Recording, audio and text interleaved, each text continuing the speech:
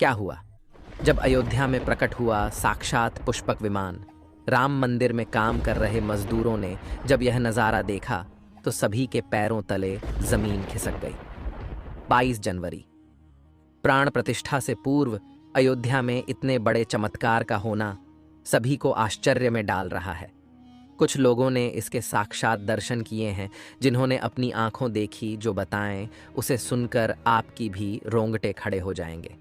आगे बढ़ने से पहले अगर आप एक सच्चे सनातनी हैं, प्रभु श्री राम को अपना आराध्य मानते हैं, तो इस वीडियो को लाइक करके कमेंट बॉक्स में जय श्री राम ज़रूर लिखें। दोस्तों, 22 जनवरी 2024 को रामलला अयोध्या के नए भव्य मंदिर में विराजमान होंगे। इस शुभ कार्यक्रम के लिए पूरे देश में निमंत्रण बांटा जा रहा है। शहर से लेकर गांव तक घर घर अक्षत वितरण में बच्चों से लेकर बड़े तक सहयोग कर रहे हैं। यहाँ तक कि महिलाएं भी घर घर जाकर अक्षत और श्री राम की अयोध्या की फोटो वितरण कर रही हैं। अयोध्या में राम मंदिर में भगवान रामलल्ला की प्राण प्रतिष्ठा कार्यक्रम की तैयारियां तेजी से की जा रही हैं। इस कार्यक्रम को बेहद भव्य बनाने के लिए कोई कसर नहीं छोड़ी जा रही है। इस बीच राम मंदिर निर्माण का कार्य भी तेजी से किया जा रहा है। मंदिर निर्माण में जो लक्ष्य लिया गया था, उसमें लगभग 80% कार्य हो चुका है। 70 खंभों पर मूर्तिकारी का काम चल रहा है। पिछले दिनों त्योहार की वजह से ये धीमा पड़ गया था, लेकिन अब वो भी तेज गति से पूरा हो जाएगा। निर्माण कार्य जल्द से जल्द पूरा करने के लिए सभी मजदूर रात दिन मेहनत कर रहे हैं। लेकिन 10 जनवरी की रात कुछ ऐसा चमत्कार हुआ जिसे देखकर सभी मजदूरों के होश उड़ गए। जब रात्रि के समय सब मजदूर अपना काम निपटाकर तंबू में सो रहे थे, उसी समय अचानक से उन्हें वहां कुछ हलचल महसूस हुई।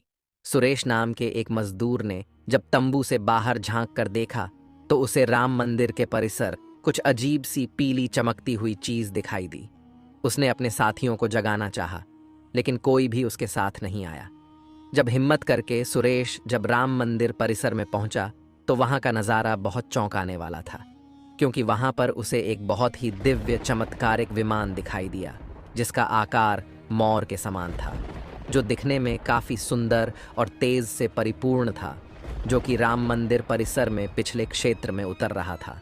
लेकिन उस विमान को नियंत्रित कौन कर रहा था, ये समझ नहीं आ रहा था, क्योंकि उस विमान में इतना तेज था कि सामान्य आंखों से नहीं देखा जा सकता था।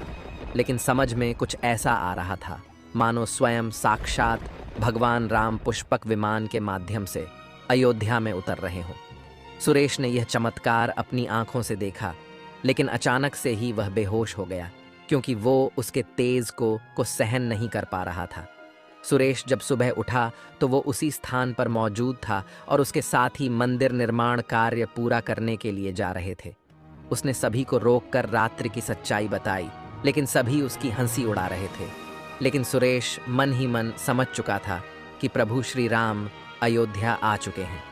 यह उसके लिए सौभाग्य था कि उसे इतना सुंदर दृश्य देखने को मिला, जहां शायद उसने साक्षात पुष्पक विमान के दर्शन किए थे, यानी कि प्राण प्रतिष्ठा से पहले अयोध्या प्रकट हुआ साक्षात पुष्पक विमान। दोस्तों, देश के अलग अलग हिस्सों में कई बार अजीब सी आकृति के विमान देखे गए हैं, जिनका संबंध कई बार तो एलियन के साथ जोड़कर भी देखा जाता है। यानी कि अयोध्या में उस रात्रि को मोर की आकृति का विमान देखना वास्तव में प्रभु श्री राम का ही कोई संदेश हो सकता है। लेकिन क्या यह विमान सचमुच में पुष्पक विमान है? इसकी आखिर क्या गारंटी है? इसे समझने के लिए हमें पुष्पक विमान के रहस्य को अच्छे से जानना पड़ेगा। आगे हमारे YouTube चैनल महादेव मिरेकल पर आपको पुष्पक विमान का रहस्य बताएंगे, जिसे समझकर आपको यकीन होगा कि अयोध्या में पुष्पक विमान का प्रकट होना कलयुग का सबसे बड़ा चमत्कार है। रामायण पुष्पक विमान का जिक्र है, जो पहले कुबेर के पास था।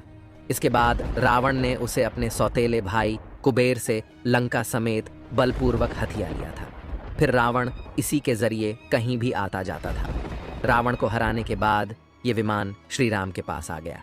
वो जीत हासिल करने के बाद इसी विमान के कहीं जगह होते हुए अयोध्या पहुंचे थे।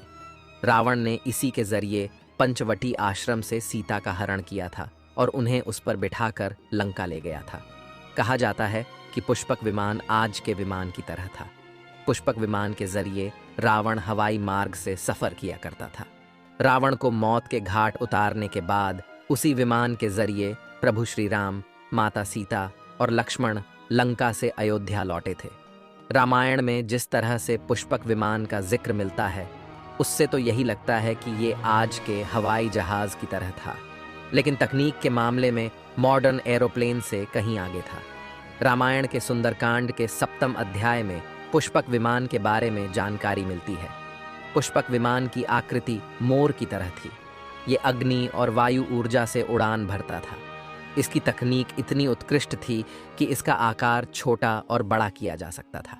कहा जाता है कि रावण अपनी पूरी सेना को साथ लेकर इस विमान से उड़ान भर सकता था। पुष्पक विमान अपने चालक की इच्छा के अनुसार गति पकड़ता था। ये मन की गति से उड़ान भर सकता था। विमान में बैठने के लिए कई आसन बने थे। पौराणिक कथाओं के मुताबिक युद्ध के बाद भगवान श्री राम ने विमान का पूजन कर ये दिव्य विमान वापस कुबेर को सौंप दिया। कुबेर ने पुष्पक विमान को भेंट स्वरूप प्रभु श्री राम को दे दिया, जिसके बाद इसी पुष्पक विमान से प्रभु श्री राम, माता सीता और लक्ष्मण अयोध्या पहुंचे। अब दोस्तों, कई हजारों सालों बाद एक बार फिर जब भव्य राम मंदिर का निर्माण हुआ है, तो प्रभु श्री राम अपने भाई लक्ष्मण और मां का सीता के साथ एक बार फिर से अयोध्या धाम पहुंच रहे हैं, वह भी अपने इसी पुष्पक विमान पर, जिसका नज़ारा वहां के मजदूर अपनी आंखों से देख चुके हैं। रामायण के प्रसंग में कहा गया है कि जब माता सीता को हरण करके रावण ले जा रहा था, तो रास्ते में जटायु ने अपने चोंच से रावण को चोट पहुंचाई थी। उस समय रावण पुष्पक विमान में ही मौजूद था। इसके बाद रावण ने तलवार से जटायु को लहूलुहान कर दिया था। जटायु घायल होकर जमीन पर गिर गए। जब सीता को खोजते हुए राम पेड़, पौधे और पक्षियों से पूछते जा रहे थे, तो रास्ते में घायल जटायु से मुलाकात होती है। मरणासन्न पड़े जटायु ही राम को बताते हैं कि रावण सीता को हरण करके किस दिशा में गया है। लेकिन जब साक्षात प्रभु श्री राम पुष्पक विमान में अयोध्या आ चुके हैं, तो भला उनके परम भक्त जटायु कैसे पीछे रह सकते हैं। अयोध्या में रामलला की प्राण प्रतिष्ठा से पहले जनपद की सीमा में गिद्धों का झुंड दिखाई दिया है। स्थानीय लोग इसे गिद्धराज जटायु से जोड़कर देख रहे हैं। वे इसे शुभ संकेत भी मान रहे हैं। मिल्कीपुर तहसील क्षेत्र के गांव धरोली में पिछले 10-12 दिनों से गिद्धों का झुंड वास कर रहा था। हालांकि उस गांव से गिद्ध उड़ गए हैं, लेकिन अयोध्या की सीमा में यहाँ वहाँ दिखाई दे रहे हैं। गांव वालों का कहना है कि पिछले 20 वर्षों से हम लोगों ने इलाके में गिद्ध नहीं देखे। अब जब राम मंदिर बन रहा है, तो इस गांव में लगभग 50 की संख्या में गिद्ध आकाश में दिखाई दे रहे हैं। उनमें से 10-12 गिद्ध गांव में ही सेमल के पेड़ पर वास कर रहे थे। गिद्धों के दिखने की घटना को ज्यादातर लोग राम से जोड़कर देख रहे हैं और शुभ संकेत भी मान रहे हैं। 22 जनवरी को होने वाले प्राण प्रतिष्ठा के समारोह में देश के प्रधानमंत्री नरेंद्र मोदी ने देश विदेश की कई महान हस्तियों को निमंत्रण दिया है। लेकिन आपको जानकर हैरानी होगी, नेपाल में भी कुछ विशेष लोगों को समारोह में आने का निमंत्रण दिया गया है। इसके पीछे का रहस्य जानकर आपके भी होश उड़ जाएंगे, क्योंकि नेपाल को भगवान श्री राम का ससुराल कहा जाता है। क्योंकि नेपाल एक समय पर जनकपुर धाम था, जहाँ के राजा थे राजा जनक, और उनकी पुत्री माँ सीता वहीं पर भूमि में से प्रकट हुई थी। जनकपुर धाम, जिसे मिथिला भी कहा जाता था। मिथिला संस्कृति में यह मान्यता है कि जब बेटी का गृह प्रवेश होता है, तो उसके मायके से तोहफा और अन्य सामग्री भिजवाई जाती है। इसी परंपरा के मुताबिक जब प्रभु राम का मंदिर में गृह प्रवेश होगा, तो सीता जी की ओर नेपाल से अयोध्या उपहार आ रहे हैं, जिसे भार यात्रा का नाम दिया गया है। राम मंदिर की प्राण प्रतिष्ठा के लिए भगवान राम के ससुराल नेपाल के जनकपुर से कपड़े, फल और मेवा के साथ साथ उपहारों से सजे 1100 थाल आने वाले हैं। इसमें आभूषण, बर्तन, कपड़े और मिठाइयों के अलावा भार भी आएगा, जिसमें 51 प्रकार की मिठाइयाँ, दही, मक्खन और चांदी के बर्तन शामिल होंगे। 22 जनवरी को प्राण प्रतिष्ठा समारोह होने वाला है। इसके लिए श्री राम जन्मभूमि तीर्थ क्षेत्र ट्रस्ट की तरफ से भगवान राम की ससुराल नेपाल के कई गणमान्य लोगों को निमंत्रण पत्र भेजे गए हैं। दोस्तों, आज हम राम मंदिर को बनते हुए देख रहे हैं। ये हमारा सौभाग्य है। लेकिन इस भव्य राम मंदिर के बनने में कई हजारों कारसेवकों और राम भक्तों का बलिदान छुपा है। उस समय आक्रमणकारियों ने काशी, मथुरा के साथ ही अयोध्या में भी लूटपाट की और पुजारियों की हत्या कर मूर्तियां तोड़ने का क्रम जारी रखा। लेकिन 14वीं सदी तक वे अयोध्या में राम मंदिर को तोड़ने में सफल नहीं हो पाए, क्योंकि हर बार राम मंदिर और अयोध्या की रक्षा करने के लिए आसपास के राजा मदद भेज देते थे। हजारों साधुओं ने भी मंदिर की रक्षा के लिए अपने प्राणों की आहुति दे दी। विभिन्न आक्रमणों को झेलते हुए श्री राम की जन्मभूमि पर बना भव्य मंदिर 14वीं शताब्दी तक बचा रहा। कहते हैं कि सिकंदर लोदी के शासनकाल के दौरान यहाँ भव्य मंदिर मौजूद था। 14वीं शताब्दी में हिंदुस्तान पर मुगलों का अधिकार हो गया और उसके बाद ही राम जन्मभूमि एवं अयोध्या को नष्ट करने के लिए कई अभियान चलाए गए। 1527-28 में इस भव्य मंदिर को तोड़ दिया गया और उसकी जगह बाबरी ढांचा खड़ा किया गया। कहते हैं कि मुगल साम्राज्य के संस्थापक बाबर के एक सेनापति ने बिहार अभियान के समय अयोध्या में श्री राम के जन्म स्थान पर स्थित प्राचीन और भव्य मंदिर को तोड़कर एक मस्जिद बनवाई थी। 19 जनवरी 1885 को हिंदू महंत रघुबीर दास ने पहली बार इस मामले को फैजाबाद के न्यायाधीश पम हरिकिशन के सामने रखा था। इस मामले में कहा गया था कि मस्जिद की जगह पर मंदिर बनवाना चाहिए, क्योंकि वह स्थान प्रभु श्री राम का जन्म स्थान है। वर्ष 1947 में भारत सरकार ने मुसलमानों को विवादित स्थल से दूर रहने के आदेश दिए और मस्जिद के मुख्य द्वार पर ताला लगा दिया गया, जबकि हिंदू श्रद्धालुओं को एक अलग जगह से प्रवेश दिया जाता रहा। लेकिन सन 1979 में एक ऐसा चमत्कार हुआ जिसे देखकर मुसलमानों की भी आंखें खुल गईं। यह रामलला का बहुत बड़ा चमत्कार था कि मस्जिद के अंदर से अचानक ही रामलला की मूर्ति प्रकट हो गई। कुछ कट्टरपंथियों का कहना था कि कुछ हिंदू दलों ने रात्रि के समय चुपके से यहाँ पर मूर्तियां रखी हैं। 1939 में भगवान राम की मूर्तियां मस्जिद में पाई गईं। मुसलमानों ने इस पर विरोध व्यक्त किया और दोनों पक्षों ने अदालत में मुकदमा दायर कर दिया। सरकार ने इस स्थल को विवादित घोषित करके ताला लगा दिया। 30 अक्टूबर 1990 को हजारों राम भक्तों ने मुख्यमंत्री मुलायम सिंह यादव द्वारा खड़ी की गईं अनेक बाधाओं को पार कर अयोध्या में प्रवेश किया और विवादित ढांचे के ऊपर भगवा ध्वज फहरा दिया। लेकिन 2 नवंबर 1990 को मुलायम सिंह यादव ने कार सेवकों पर गोली चलाने का आदेश दिया, जिसमें सैकड़ों राम भक्तों ने अपने जीवन की आहुतियां दी।